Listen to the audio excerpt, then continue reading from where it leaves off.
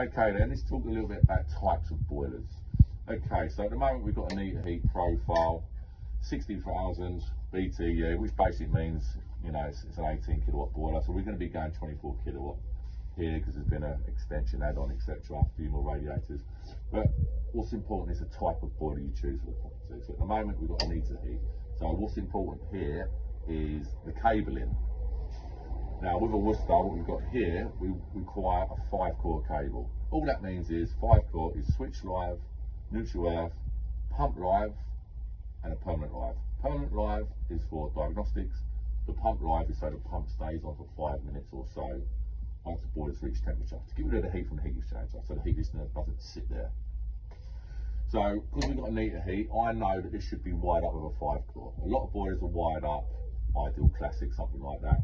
Switch live, neutral earth. That's where we choose a different boiler, or if it was done, have to get a cable back to the airing cupboard.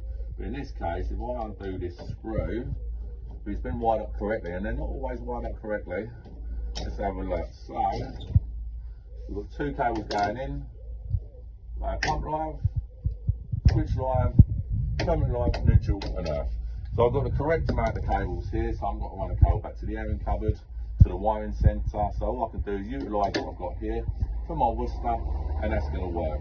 So it's always important to choose the right boiler. If you only had a 3-core here existing at the boiler, then you choose, you know, with a Valiant, another premium boiler, you can get away with that by using a 3-way kit. So basically you can get away without having to run a cable back to the airing cupboard.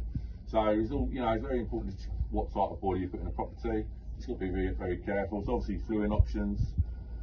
With a Worcester, you can't flue out the rear of the boiler, has to be out the top.